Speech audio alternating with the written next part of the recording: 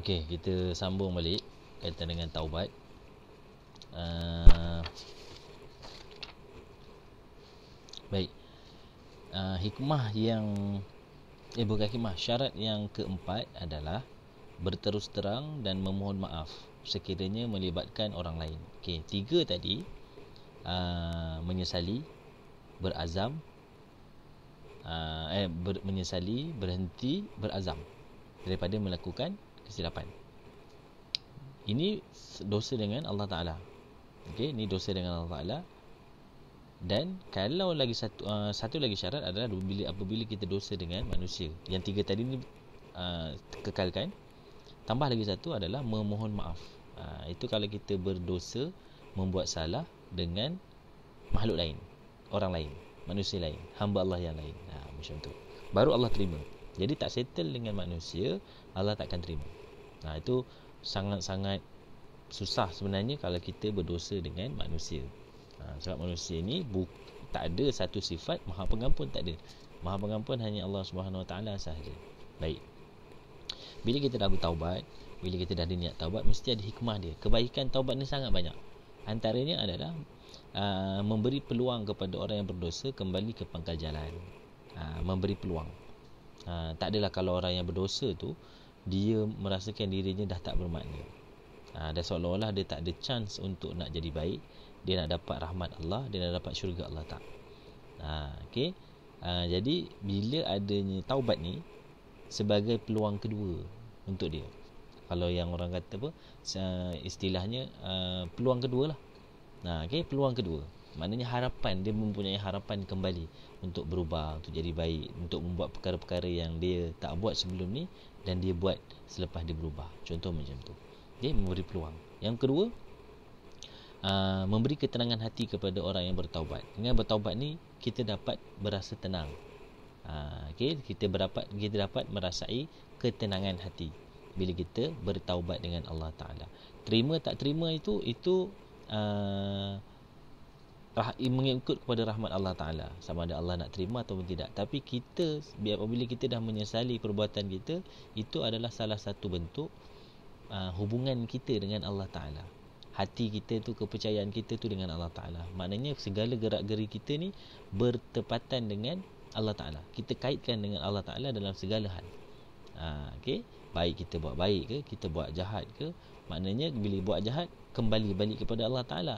Bila buat baik, kita tak rasa kebaikan tu daripada kita. Kita merasai kebaikan tu kurnia daripada Allah Ta'ala. Macam tu. Jadi segala-galanya kembali kepada Allah Ta'ala. Baik. Mendekatkan diri dengan Allah Ta'ala, dengan bertaubat ni kita dapat dekatkan diri dengan Allah Ta'ala lah. Salah satu bentuk kita mendekatkan diri dengan Allah. Kita dah buat salah, kita dah buat dosa, kita dah langgar segala arahan Allah Ta'ala. Cara kita nak dapatkan kembali keredaan Allah Ta'ala dengan bertaubat. Tak boleh bila kita dah buat jahat, kita jauh-jauh dengan harapan Allah terima. Tak bukan macam tu. Kalau hubungan kita dengan Allah Ta'ala tak macam tu. Kalau dengan manusia mungkin kalau dengan manusia kita, bila kita buat salah dengan dia, kita makin jauh dengan harapan kita tak rasa bersalah dengan dia, ataupun kita langsung tak nak ada kaitan dengan dia. Dengan Allah Ta'ala tak boleh. Dengan Allah Ta'ala tak boleh. Tak boleh sesekali kita skip hidup kita daripada Allah Ta'ala. Tak boleh. Kita hidup ni pun atas rahmat Allah Ta'ala. Macam mana kita nak pisahkan kehidupan kita dengan Allah Ta'ala? Baik, jadi dapat mendekatkan diri dengan Allah Ta'ala. Semakin berdosa, semakin rasa bersalah, semakin dekat, semakin minta ampun, semakin banyakkan perbuatan-perbuatan yang boleh menghapus dosa kita. Macam tu. Jadi berusaha. Ending dia wallahu a'lam, Allah sahaja yang tahu. Kita sendiri pun tak tahu, orang mak kita pun tak tahu, ayah kita pun tak tahu, semua orang tak tahu. Okey, tapi apa yang paling penting adalah kita berusaha. Jadi Allah nampak, Allah perhati usaha kita tu untuk nak mencapai ke arah keredaan Allah Ta'ala. Baik, seterusnya meningkatkan keimanan. Dengan kita bertaubat ni dapat meningkatkan keimanan kita, bahawasanya kita yakin ada dosa. Dosa tu kena azab. Azab tu sangat pedih, kita percaya. Jadi tingkat iman kita. Bila kita takut buat dosa, maknanya kita secara teorinya kita pun memperbanyakkan ibadah. Selalu memperkuatkan ketaatan kita kepada Allah Ta'ala. Kemudian dengan keampunan ni kita dapat petunjuk daripada Allah Ta'ala. Dan juga bila berkaitan dengan taubat ni, bila kita bertaubat dan kesalahan itu kesalahan dengan manusia, dapat mengeratkan kembali silaturahim. Macam tu. Okey, baik. Ada banyak benda, ada banyak perkara, beberapa perkara yang perlu kita segerakan. Antaranya adalah taubat. Kenapa kena segerakan? Pertama, seorang itu tidak mengetahui akan ajalnya. Okey, dia tak tahu pun bila dia nak mati. Kita ni sakit pun kita tak tahu bila kita akan sakit, betul? Dalam sakit tu pula, tempoh sakit kita tu kita tak tahu masa bila yang kita dimatikan.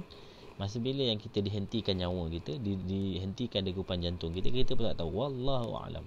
Memang kita tak ada dalam pengetahuan kita pun, tak ada. Okey. Jadi dengan sebab tak tahu tu sebab kita kena segerakan taubat kita. Mudah-mudahan bila kita dah buat salah, kita taubat, kita mati tu dalam keadaan bertaubat. Alhamdulillah. Itu adalah salah satu bentuk kebaikan yang Allah nak tunjukkan kat kita. Jadi jangan lokek untuk nak bertaubat. Dan itu satu. Keduanya, yang bahayanya adalah tak merasai diri itu melakukan kejahatan, kemaksiatan. Itu masalah. Itu salah satu tanda hati itu sudah mati.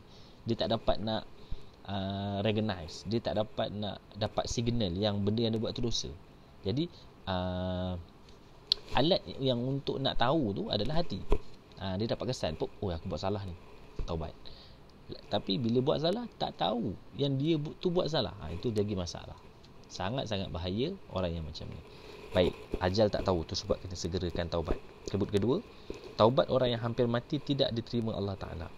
Maknanya nak mati tu baru taubat. Nak mati tu baru taubat. Jadi risiko ataupun harapan untuk Allah terima tu tipis. Sebab kita, boleh jadi bila kita taubat tu dalam keadaan kita terdesak, bukan dengan sebab ikhlas kerana Allah Ta'ala. Bahaya. Okey, bahaya. Jadi nak kata dah tua baru nak taubat, itu bukan satu ungkapan, satu tagline yang boleh kita ikut. Tak. Sangat-sangat tak boleh.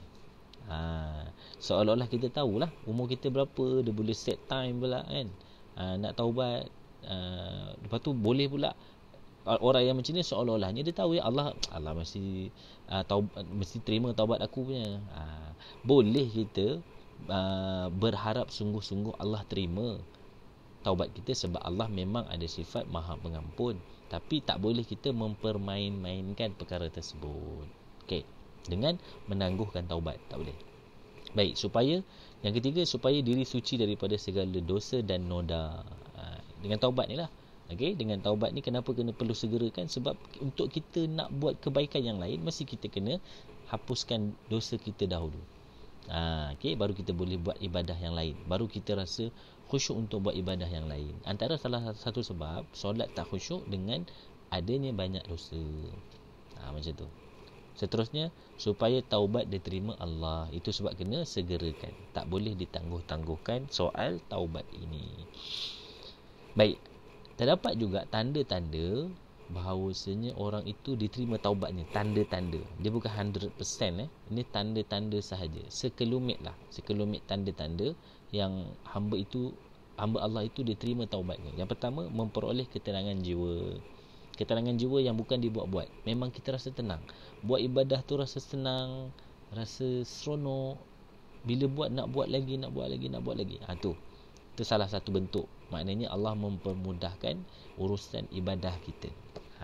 Okey, itu pertama. Yang kedua, sentiasa mentaati perintah dan menjauhi larangan Allah Subhanahu Wa Taala. Ini maknanya hati dia ada signal yang sangat kuat, ada sensor yang sangat kuat.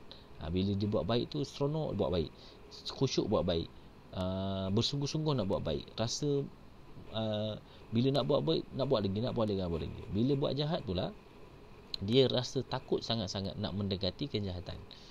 Dia rasa betul-betul Allah perhatikan dia 24 hours. Contoh macam tu. Okey. Dan yang ketiga, dapat melaksanakan ibadah dengan penuh khusyuk. Ini antara salah satu tanda lah. Tanda maknanya bila kita buat ibadah, kita rasa khusyuk. Maknanya bila solat tu rasa solat sungguh-sungguh. Bila ayat yang mengatakan tentang dosa, Contoh kita memohon rahmat Allah Ta'ala, kita merasai benda tu sungguh-sungguh, mengharap sangat-sangat, bukan sekadar lafaz di mulut sahaja, hati tak ada, dekat hati tak ada makna yang tersendiri, tak boleh. Dan seterusnya, mengamalkan akhlak mahmudah, terpuji, serta meninggalkan akhlak mazmumah. Nak tahu kita ni dah okey ke belum, tengoklah mulut kita macam mana, kelakuan kita macam mana, fikiran kita macam mana. Kalau masih lagi kotor, itu belum lagi dikategorikan sebagai tanda-tanda orang yang diterima taubatnya. Okay, taubat kena hari-hari. Okay, taubat kita kena buat hari-hari. Alat lah. Okay, jadi selesai bab taubat. Okay, selesai bab taubat. Assalamualaikum.